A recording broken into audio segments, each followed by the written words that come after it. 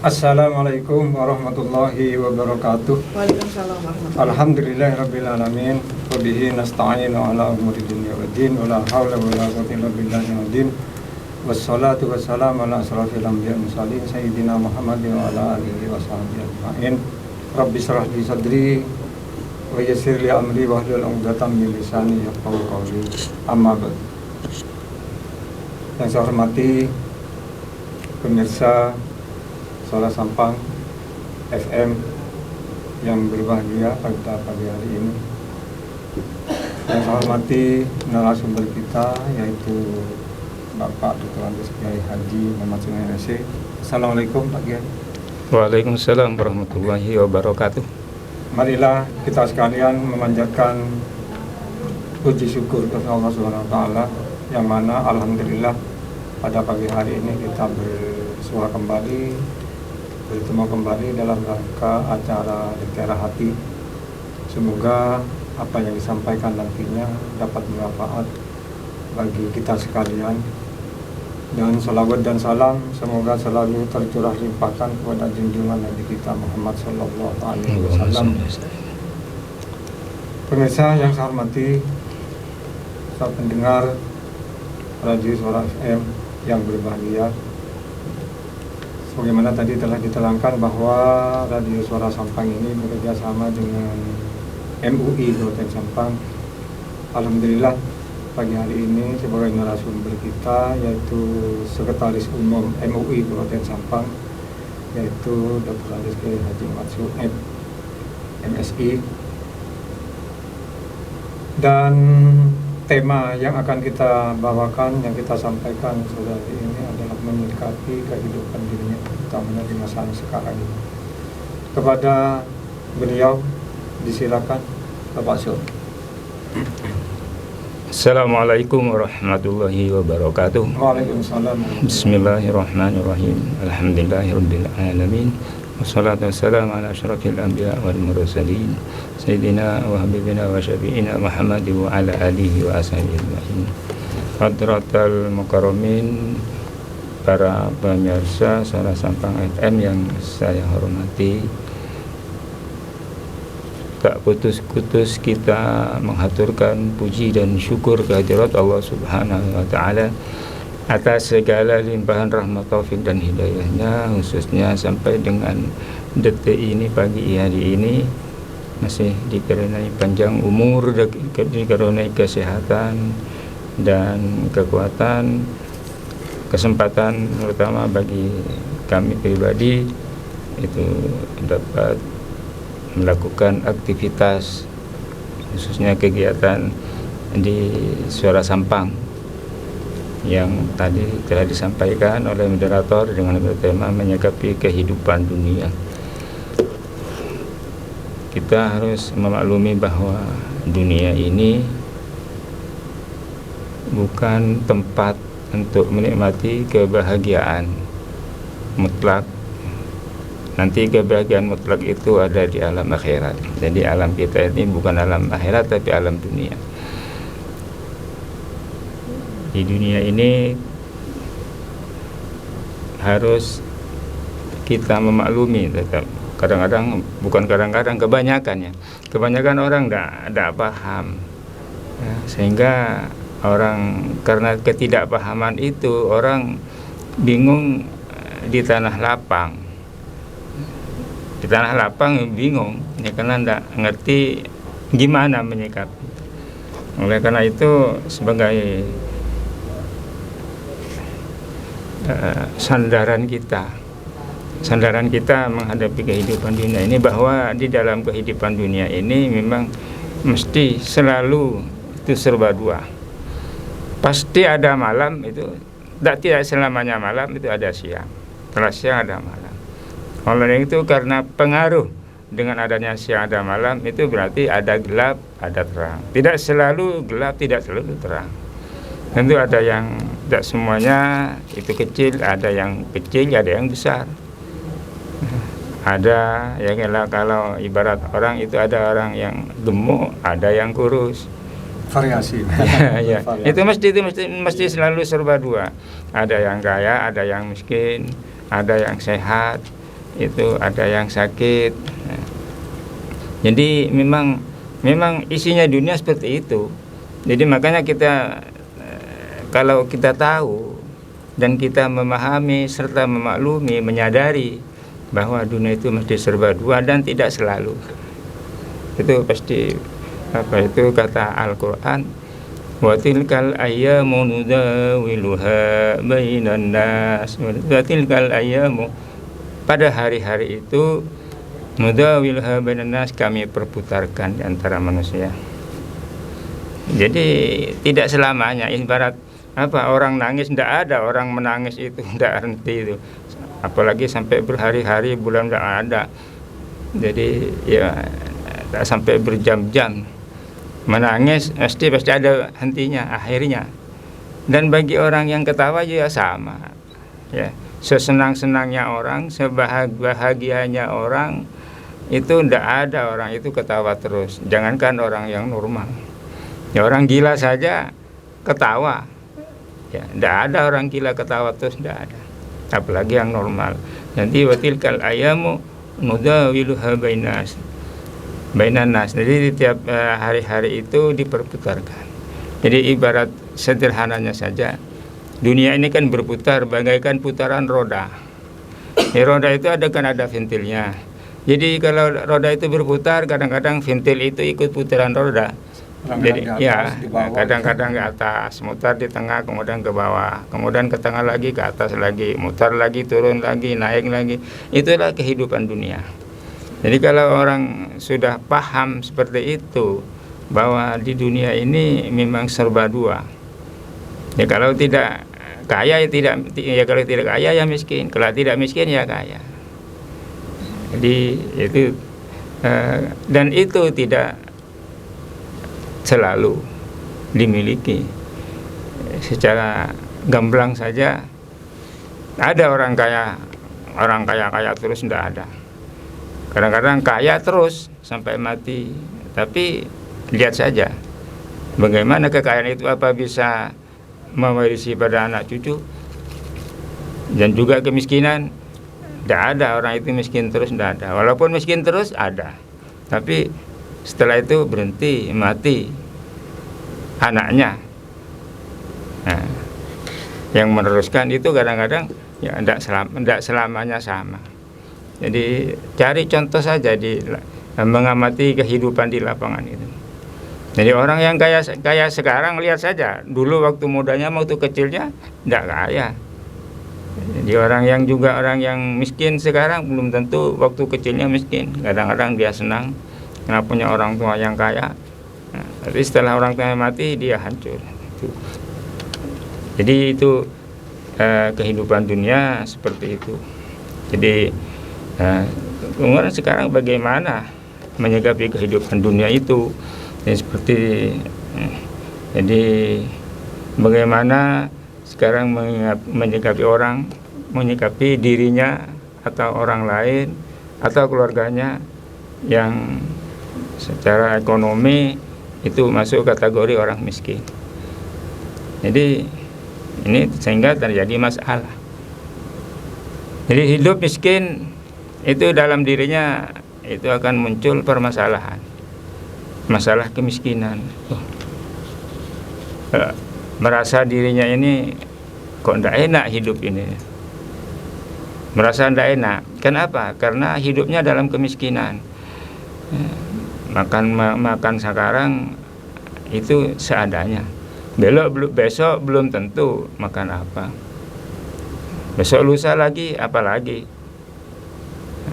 Terus tahun depan gimana?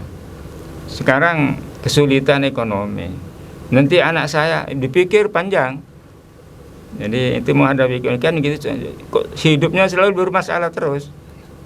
Jadi ini anak-anaknya nanti yang sekolah, punya anak 5, satunya kuliah, satunya SMA, SMP, satunya SD, satunya masih TK. Itu selalu masalah, ada masalah terus dalam hidupnya itu. Ini kemiskinannya itu banyak masalahnya ya. Gimana ini lebaran, bentar lagi lebaran, anaknya 5, lain bapak ibunya yang harus ganti baju baru. Itu anak-anaknya belum dipikirkan. Ini kan masalahnya banyak. Mendapat beban pikiran. Iya, beban pikiran terus. Ini kan masalah.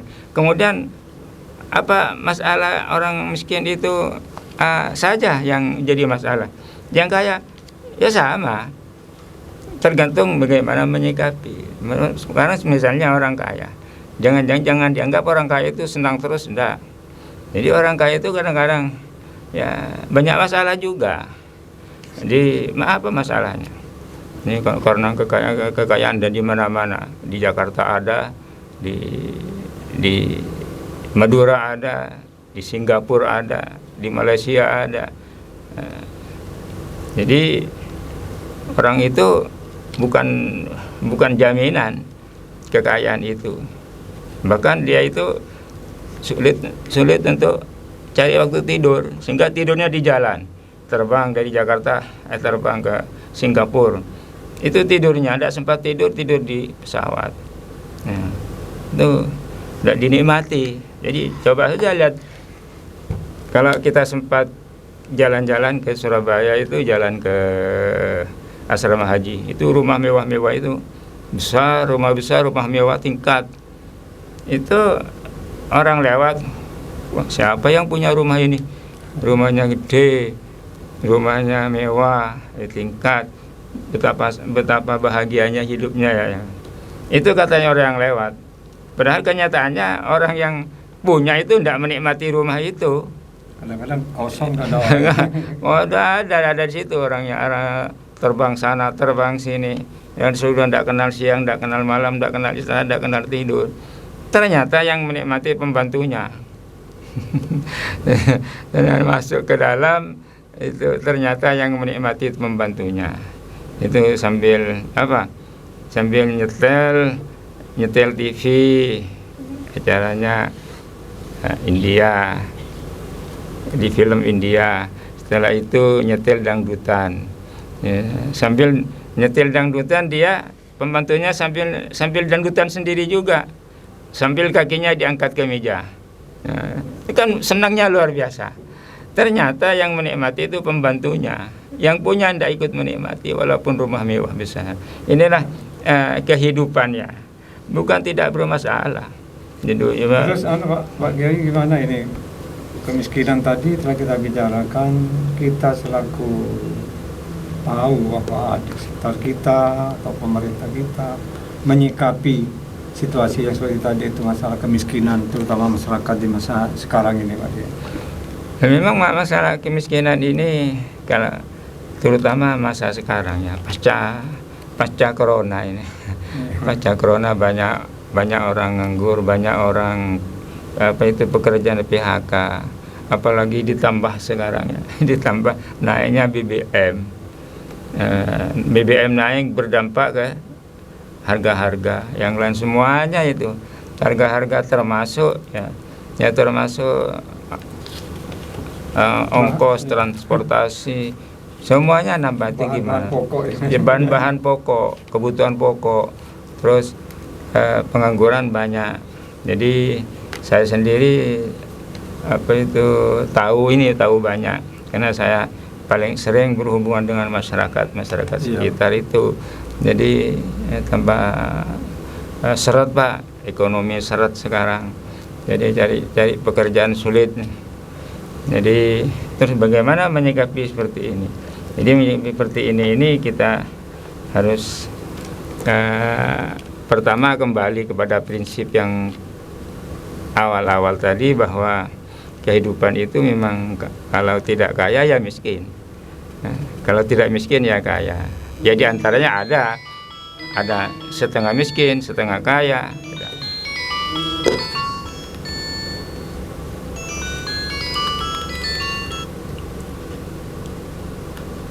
Ada setengah miskin, ada setengah kaya, ya ada. Tapi kalau menyikapi kehidupan seperti sekarang yang sulit, ini bagaimana? Pertama ya dari pemerintah sendiri harus ada rasa tanggung jawab. Pemerintah ada rasa tanggung jawab bagaimana untuk mengubah kondisi ekonomi yang ekonomi lemah jadi ekonomi kuat. Jadi kita katanya orang ya, dan kenyataannya seperti itu. Indonesia ini kalau dari SDA-nya, sumber daya alamnya kan kaya luar biasa, tapi kalau tidak kaya malah banyak hutangnya. Itu banyak faktor ya. Faktor alam ya juga, faktor katanya, dan memang kenyataannya gitu. Apa yang nggak ada di Indonesia? Dari atas saja, dari binatang ternak yang tidak ada di luar di Indonesia ada semua. Apa yang tidak ada? Jadi mulai dari ayam, kambing, kerbau, sapi, semuanya ada di Indonesia. Kalau di daerah lain, kalau di daerah tropis itu sulit. Kemudian beri pohon apa, buah apa yang tidak ada di Indonesia. Sampai kurmanya di Saudi, ini Indonesia juga ada kurma. Ini saking makmurnya Indonesia. Itu ya di daratan, di laut. Kok pokok mau ya mancing, mengambil ikan, menjaring ikan seluas-luas berapa ribu hektar Indonesia ini, tidak akan habis-habis. Kemudian kandungan di perut bumi, apa? Ada mineral, itu ada minyak tanah, kemudian ada tambang batu bara, tambang emas, apa yang tidak ada? Kenapa tidak kaya? Kemudian apalagi sekarang, tidak keadaan dampaknya ekonomi dunia yang lesu sekarang ini, itu berdampak pada kehidupan rakyat Indonesia ini. Bagaimana menyikapi ya? Pertama dari segi pemerintah. Ini ya pemerintah ini harus bertanggung jawab. Nah, jangankan yang manusianya, rakyatnya, binatangnya saja itu, kalau ada sampai binatang itu yang nggak beres, itu besok di hari kiamat dipertanyakan itu. Sampai saya ambil contoh kecil saja, Umar bin Khattab waktu jalan-jalan bertemu dengan unta yang sedang sekarat karena kelaparan. Karena kelaparan, tidak makan, lama tidak makan, itu sekarat kelaparan, mati. Umar bin Khattab itu malah minta maaf pada unta. Nangis, sambil nangis saya minta maaf unta ya. Mudah-mudahan kamu tidak minta pertanggungjawaban pada saya nanti di akhirat. Saya minta maaf, saya tidak bisa memakmurkan kamu, tidak bisa memberi makan kamu.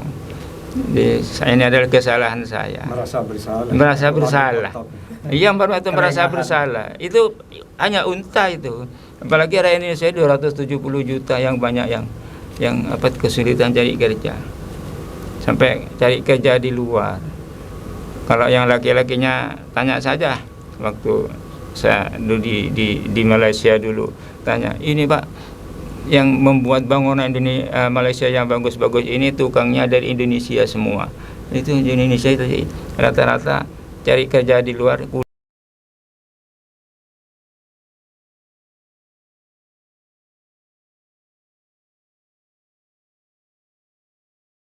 Kuli bapaknya, yang perempuannya jadi pembantu rumah tangga. Itu saking sulitnya cari pekerjaan di negeri sendiri. Ini tanggung jawab pemerintah. Pemerintah mulai dari pusat sampai ke daerah. Terus lagi Pak Kiai, ini kemiskinan.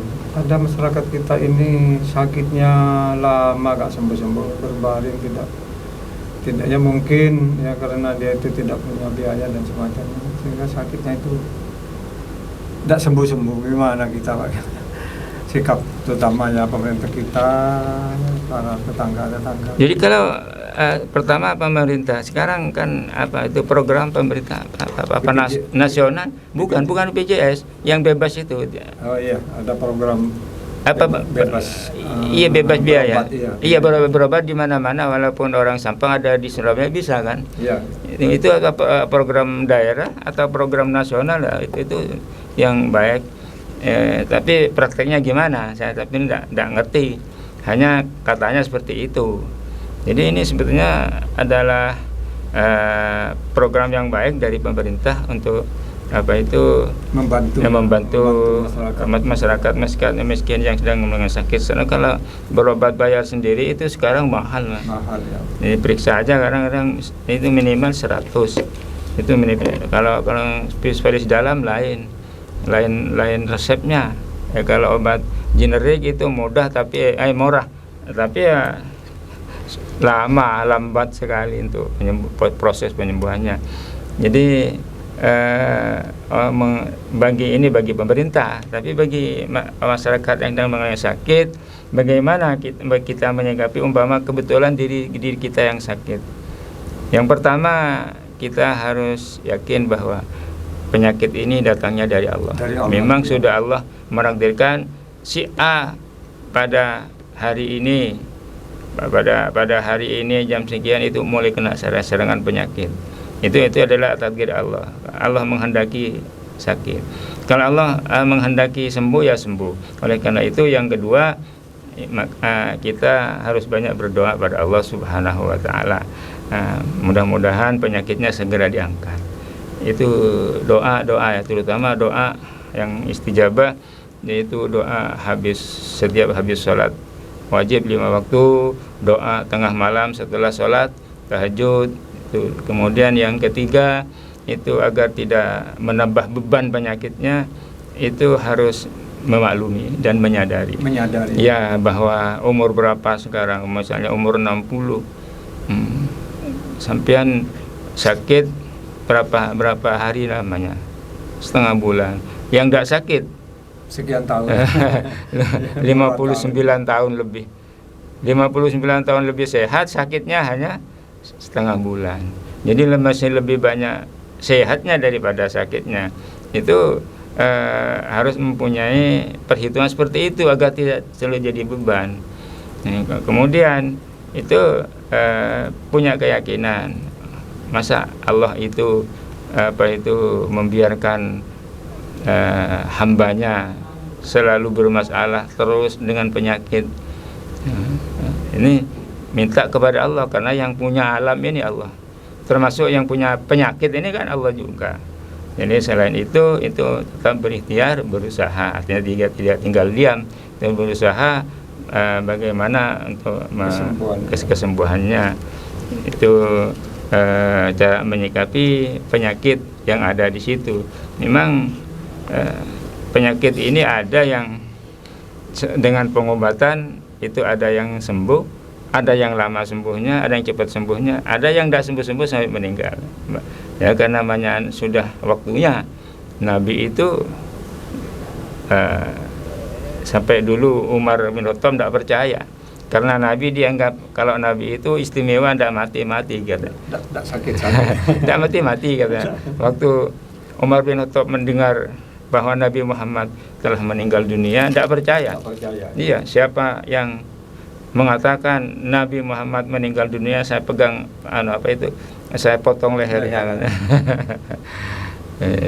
Jadi itu yang menyadarkan malah Abu Bakar ya. Terus Pak Kiai, ini juga biar disinggung lagi, ini masalah adanya masyarakat kita ini masalah mengatasi pengangguran lagi. Pengangguran kadang-kadang kita sekali temui di jalan-jalan itu Pak. Nah, iya. Minta yang semacam itu gimana Pak Kiai?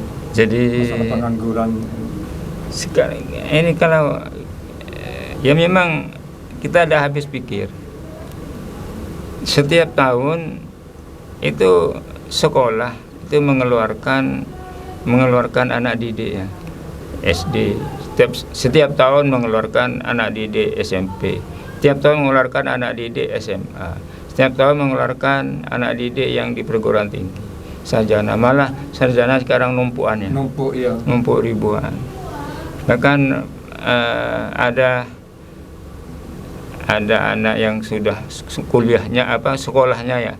sekolahnya berat, bontang-manting, yang bisa sampai keluar sarjana. Setelah keluar dari sarjana, setelah wisuda, nganggur, tidak punya pekerjaan, akhirnya stres. Iya. Dan ini Anis bacakan dulu ya Ustadz ya. Ya, silakan. Bertanya lewat WhatsApp. Assalamualaikum Pak Ustadz, Pak Kiai. Saya Agni di Wahid Hasim. Bagaimana sikap kita seorang muslim untuk menyeimbangkan kehidupan dunia dan akhirat? Terima kasih. Mungkin bisa dijawab dulu. Ya, silakan. Terima kasih atas penanya ya, tentang menyikapi kehidupan dunia yang seimbang dengan kehidupan dunia dan akhirat. Kehidupan dunia seimbang dan akhirat seimbang bukan berarti sama. Jadi jangan diartikan kehidupan dunia itu sama dengan kehidupan akhirat atau dibagi dua, bagi rata, tidak. Jadi keseimbangan ini tidak seperti itu. Jadi ada pembagian waktu. Jadi waktu kapan, ada waktu kapan untuk kegiatan-kegiatan yang bernilai ibadah. Ada kegiatan-kegiatan itu untuk kepentingan dunia. Manusia hidup di dunia mesti harus memenuhi kebutuhan kehidupan dunia, baik dirinya maupun keluarganya, apalagi yang sudah berkeluarga, apalagi yang sudah punya anak. Kemudian di satu sisi kan harus ibadah. Ini bagaimana? Ini sebetulnya bisa di dalam segala aktivitas, karena ada ibadah itu ada dua macam, ada ibadah mahdoh, ada wairu mahdoh. Ada ibadah yang memang murni ibadah, ada yang memang kegiatan-kegiatan yang bersifat duniawi, tapi karena nawaitunya, nah itu untuk mencari ridho Allah sehingga bernilai ibadah ya. juga. Ya. Jadi ini tidak sulit kalau mau sebetulnya. Jadi apa saja yang bisa dilakukan kedua-duanya. Jadi misalnya orang yang keluar rumah bekerja, berusaha, yang hasilnya untuk memenuhi kebutuhan dirinya, untuk memenuhi kebutuhan keluarganya, kemudian anak istri, termasuk kemudian untuk sebagai sarana ibadah. Ya, bagaimana orang puasa itu kalau tidak bisa makan, tidak bisa buka, tidak bisa sahur. Bagaimana orang itu sholat kalau tidak bisa menutupi aurat, ya beli mukena, ya, sarung, baju. Apalagi yang zakat, bagaimana mau zakat? Orang dimakan saja itu masih sulit, apalagi haji ya kalau tidak punya uang banyak. Iya. Jadi tetap dunia akhirat itu keseimbangan apa? Orang yang bekerja, nawaitunya untuk memenuhi kebutuhan dirinya, keluarganya, dan untuk sarana ibadah, itu sudah nilai ibadah. Jadi jangan mempunyai pemahaman bahwa ibadah itu hanya baca Quran saja. Ibadah itu hanya zikir selalu saja, tidak. Jadi orang niat keluar rumah itu, orang itu bekerja, itu niatnya untuk memenuhi kebutuhan hidup dan sarana ibadah, hasilnya itu juga nilai ibadah. Ini sudah dua-duanya, sudah kena dua-duanya. Ya, nilai kedunianya dapat, kemudian nilai akhiratnya juga dapat. Juga membagi waktu misalnya kalau Umar bin Khattab itu pernah ditanya oleh sahabat, Tuan Amirul Mukminin, kan panggilannya Umar itu Amirul Mukminin. Kok saya lihat Tuan itu kok tidak pernah tidur ya? Ya bagaimana saya bisa tidur kalau siang hari saya mengurusi rakyat? Kan paling sering anjang sana itu, turba ke bawah itu kan Umar yang dikenal itu. Iya. Ingin tahu rakyat sebenarnya gimana rakyat saya. Kalau merakyat betul. Kalau malam hari saya ibadah pada Allah. Jadi bagaimana saya bisa tidur? Jadi ini bisa ngatur waktu. Kapan waktunya untuk ibadah? Kapan waktunya kalau misalnya yang murni kegiatan-kegiatan keduniaan? Kemudian bagaimana? Kapan waktunya untuk istirahat? Jadi harus bisa membagi waktu. Oleh karena itu yang menurut Imam Al-Ghazali itu, orang itu harus punya program, selain program jangka panjang, itu punya program jangka pendek. Di program jangka pendek itu sudah dibuat setiap hari. Misalnya mau tidur, orang itu seharusnya menurut Imam Al-Ghazali itu ada evaluasi ya. Kalau ini saya sekiranya mau tidur, selama seharian tadi pekerjaan saya ini apa, hasilnya apa, nilai ibadahnya apa, itu nilai keduniaan apa. Kemudian setelah itu sudah dievaluasi, itu program besok harinya. Saya besok hari setelah bangun tidur saya ambil wudhu, terus sholat tahajud, setelah itu ngaji, setelah itu istirahat tidur sebentar, kemudian setelah itu saya belanja, setelah itu saya buka, misalnya yang punya usaha saya buka usaha. Jadi ada sehingga orang itu tidak kebingungan, tidak bingung kalau sudah ada program harian gitu. Jadi sudah terprogram. Jadi itu pertama untuk dapat menyeimbangkan, yaitu jadi harus satu membagi waktu. Saya bisa membagi waktu ya. Jadi jam sekian saya kerja ini, sehingga orang itu udah kebingungan.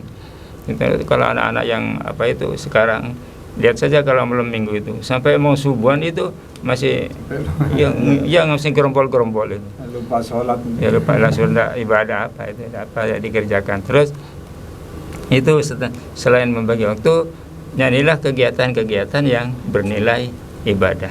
Tergantung niatnya. Iya, tergantung niatnya itu banyak sebetulnya itu. Jadi kalau misalnya tidak bisa Pak cari pekerjaan sulit dunia ini. Apa yang kalau memang mau itu di laut itu kan tidak ada yang punya itu. Yang punya itu kan yang ya Allah Subhanahu wa taala ya punya negara itu. Silakan saja buat apa itu jaring mancing kan bisa saja. Jadi bisa kerjakan jangan sok gengsi. Ya, sekarang kan sok gengsi karena apa? Karena ijazah. Saya kan sarjana, saya aja. Kadang-kadang itulah yang membuat orang-orang itu sulit mencari lapangan kerja. Ya, gengsinya kedepankan. Yang penting sekarang sebagai batu loncatan biar tidak ganggu. Memang kalau nganggur itu pikiran kemana-mana. Jadi barangkali masih ada lagi tadi. Masih. Lanjut aja Oh, iya. materinya. Kemudian tadi pengangguran. Jadi pengangguran itu ya ini seperti yang tadi hubungannya ini. Jadi kalau orang itu mau punya kemauan bekerja itu jangan pesimis. Jadi tidak modal. Menghadapi kehidupan orang itu harus punya pemikiran optimisnya. Jadi optimistis di dalam hidup. Jadi optimis memang saya sekarang nganggur. Besok mungkin nganggur. Masa saya bisa nganggur terus? Saya harus bangkit. Saya harus bekerja. Jadi apa saja. Banyak kalau Salman. Jadi kalau ini barangkali juga bisa jadi gambaran atau pelajaran bagi teman-teman yang masih dalam keadaan pengangguran atau masih muda. Ini saya dulu tidak enak-enak seperti ini. Dulu kan masih menganggur. Saya berapa tahun itu boleh dikatakan hanya ya setelah keluar sekolah ya sebagai tenaga honorer lah dulu Melalui proses. ya proses batu loncatan dulu. Setelah itu saya dulu sampai karena nganggur, walaupun penting saya punya pekerjaan, walaupun jadi tukang sapu enggak apa-apa, tapi Allah memberikan yang lebih dari itu, malah bisa bisa melewati, bisa meloncati teman-teman yang senior. Itu ya semuanya Allah yang mengatur, kemudian itu diiringi dengan usaha. Jadi jangan tinggal diam, itu usaha berikhtiar. Insya Allah itu memang pada waktu Nabi berkata manusia itu sejak dari rahim ibu itu sudah ditentukan umur 4 bulan ya. Bukan rezekinya, pekerjaannya, amalnya, umurnya semua. Afala natawakkalu ilallah. Kemudian sahabatnya, bagaimana kalau begitu Nabi? Kalau begitu kita tinggal tawakal saja, pasrah pada Allah, pasrah pada takdir. Oh jangan, kamu berusaha, nanti Allah akan memberikan jalan sesuai dengan takdir. Ya, jalani dulu, nanti Allah itu akan memberikan jalan dengan sesuai dengan takdir. Jadi takdirnya gimana itu akan ketemu nanti. Ini kalau diam saja tidak akan ketemu. Rahasia Allah. Iya, rahasia Allah. Jadi karena itu takdir itu rahasia Allah dan kita tidak tahu, jalani dulu. Nanti akan ketemu itu. Kok ketemu akhirnya ketemu ya yang baik-baik. Jadi ini kan banyak permasalahan dalam kehidupan ini. Misalnya ini masalah sekarang ya, masih bujang, baik perempuan maupun laki-laki. Yang kadang-kadang menyikapi kehidupan seperti ini kan yang enggak masalah. Ini kalau orang masih bujang, nah, saya ini karena masih bujang, saya ini segala sesuatu tanggung sendiri, ya nyapu sendiri, nyuci sendiri, kemudian ya tidur sendiri, semuanya sendiri semuanya. Jangan dianggap bahwa yang sudah berkeluarga itu yang sudah enak mapan bahagia, belum. Nah, saya ini waktu saya beberapa tahun ada di sebagai hakim di pengadilan agama dulu, saya tahu menghadapi banyak kasus-kasus itu. Ternyata 20% dari perceraian itu, permasalahan itu banyak terhadap ada pada suami ataupun pada istri. Ternyata ya mendambakan, saya kalau kawin ingin hidup hidup sakinah mawaddah warahmah. Itu hanya ngomong-ngomong saja, omongan saja. Pelaksanaannya ternyata banyak kegagalan di situ. Nah, antara lain ini yang masalah kecil saja. Ini saya beberapa kali menghadapi kasus-kasus seperti ini. Itu perceraian kan masalahnya kecil. Masalah nasinya belum matang itu menjadi perceraian. Itu menjadi masalah. Kalau tidak bijak menghadapi ini, ya hancur. Ini anak ada seseorang itu setelah pulang dari sawahnya, ya dia mungkin kecapean, kelaparan, mungkin tidak sarapan. Kemudian tanya istrinya, nasinya mana ini? Sudah duhur. Nasi, minta makan nasi. Berasnya kamu belum jatah, minyaknya belum ada, anaknya menangis terus. Ini gini, kamu ini sudah saya tidak dilayani malah melawan, dipukul, ditempeleng. Kok enak-enak nempeleng, saya dari bayi sampai sekarang, sampai berkeluarga ini tidak pernah ditempeleng orang tua, kok malah kamu belum memberikan kebahagiaan terhadap istri sudah nempeleng. Saya masih punya orang tua, pulang ke orang tuanya, madul ke orang tuanya, mengadu bahwa saya dipukul. Orang tuanya tidak mungkin membela menantu, membela anak. Iya, kamu kan masih cantik, kamu masih muda, coba cerai aja, besok saya carikan suami lagi, besok kamu kawin lagi. Selesai, buyar rumah tangganya. Gara-gara apa? Gara-gara hanya nasi tidak masak.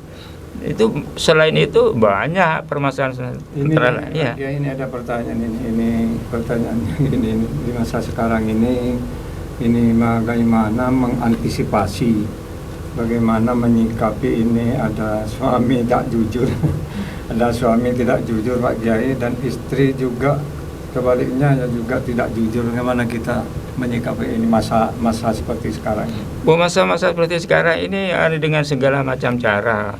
Jadi ada yang suami karena misalnya nggak ngerti ya untuk kemana pengeluaran keuangan itu ada ya, untuk mengelabui itu ya harus kepada istri itu mesti tidak mau terbuka.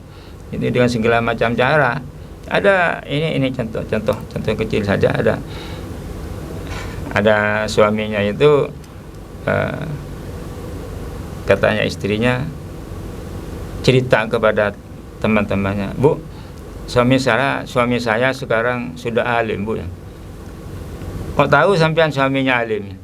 Iya, Bu, itu kemana-mana dulu ndak pakai kopiah, sekarang pakai kopiah terus. Oh, itu tanda alim? Iya. Dulu ndak pernah pakai kopiah, sekarang pakai kopiah terus. Sampai mau ke jeding, ke kamar mandi pakai kopiah. Ternyata apa? Kopiahnya dibawa terus. Uangnya dia taruh di kopiahnya, biar tidak diketahui istri. Ya kan, ditaruh di dompet ketahuan, di sakunya ketahuan, ditaruh di kopiahnya, mau tidur dibawa kopiahnya. Ternyata ketahuan, oh ini ada uangnya ada di dalam, makanya. Ada, tidak hanya itu, ada yang taruh ya. Ini ada seorang perempuan yang cerita ke saya, suami saya ini tidak jujur, Bah. Apa tidak jujurnya? Ya, kok kamu tahu? Iya, naruh uang itu di kaos sepatunya. Siapa yang nyangka bahwa di kaos sepatu ada uangnya? Lama ya, disangkanya lama ada ketahuan juga. Kok banyak uangnya di sepatunya? Sepatu itu ada kaosnya, di dalam kaos sepatu ditaruh itu, uangnya taruh di situ. Tidak terbuka. Tidak terbuka. Ya lama-lama ya itu ketahuan juga. Jadi banyak ya. Jadi yang istri juga tidak jujur dalam ya rumah tangga sama juga. Jadi ya pengeluaran keuangan itu tanpa sepengetahuan suami, banyak ekonomi hancur itu gara-gara tidak terbukanya istri itu. Jadi dalam menyikapi hal ini harus itu ada kesepakatan. Ya. Apa katakan kalau gaji apa gajinya ini yang pegang suami, apa yang pegang istri. Kalau misalnya yang istri tidak mampu mengelola keuangan, lebih baik pegang suami. Jadi bukan wajib semuanya terus istri, bukan, tergantung keadaannya bagaimana. Kalau sekiranya suaminya takut tidak mampu, amanah memegang uang, serahkan ke istrinya. Ya. Jadi kemudian kalau dipegang istri itu harus ada pengawasan dan pemantauan, jangan dibiarkan. Jadi uang kemarin gajinya kok sudah tanggal 20 belum gajian, kok sudah habis. Untuk apa? Minta catatan di situ. Ada keterbukaan. Ya, ada keterbukaan. Minta catatan itu kemana? Kemudian lebihnya berapa? Kalau kekurangan, kurang itu apa kok kurang? Dulu bulan yang lalu kok lebih. Jadi ini apa, ada evaluasi, jangan dibiarkan sampai membesar. Ya, kalau tidak ada keterbukaan, kalau sampai besar, sampai parah, ini sulit untuk memperbaiki. Itu banyak dalam hal ini. Nah, sekarang juga ini permasalahan rumah tangga itu sebetulnya banyak. Ini terutama bagi, ini tidak otomatis tapi kebanyakan suami yang istri juga sebagai wanita karir ya. Nah, karir gajinya lebih besar dari suaminya. Ini yang kadang-kadang ini yang mengakibatkan ketidakharmonisan di dalam rumah tangga, karena merasa yang punya kewajiban yang punya kewajiban untuk belanja, nanggung ekonomi itu kan suami. Jadi kalau istri ikut bekerja itu kan bukan bagian berdua, tapi untuk istri toh. Jadi yang suami untuk keluarga, tapi untuk istri untuk dia sendiri, sehingga dia mendominasi. Dia kadang-kadang yang mengatur dalam rumah tangga, semuanya yang mengatur istri.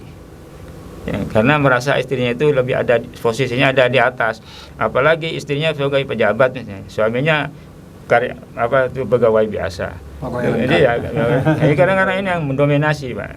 Itu bisa akibat ketidakharmonisan di dalam rumah tangga. Iya Pak, ya, ini sampai ini barangkali dari materi ini kesimpulannya Pak Kiai apa dalam menghadapi menyikapi. Jadi kesimpulannya dalam menyikapi kehidupan ini mari kita sikapi dengan sabar. Apa sabar yang terjadi itu dengan sabar, kemudian disikapi bahwa semuanya itu yang mengatur adalah Allah. Kita manusia hanya berusaha. Jadi walaupun misalnya dalam keadaan prihatin, ekonomi, miskin, kita beri contoh saja, tidak usah terlalu banyak, nyontoh saja Nabi kita. Nabi kita ini lahir tak tahu ayah, karena ada di dalam kandungan ibunya Siti Aminah, itu Nabi itu ayahnya sudah meninggal, Abdullah. Tidak tahu, kalau sekarang kan masih ada foto ya, kalau tidak ada foto, dulu tidak tahu ayat. Waktu kecil ibunya meninggal. Setelah itu ibunya dipelihara kakeknya meninggal. Setelah dipelihara kakeknya itu kakeknya meninggal, pamannya. Jadi selalu itu dioper-oper ya. Iya. Kehidupannya tidak meninggal. Pada waktu kecil Nabi itu kan pengembala kambing ya. Setelah Nabi itu setelah besar, mengapa kok bisa jadi orang besar di dunia memimpin ini. Dunia. Iya, memimpin dunia, bisa jadi nabi, jadi orang pemimpin dunia sampai kiamat itu masih dibaca.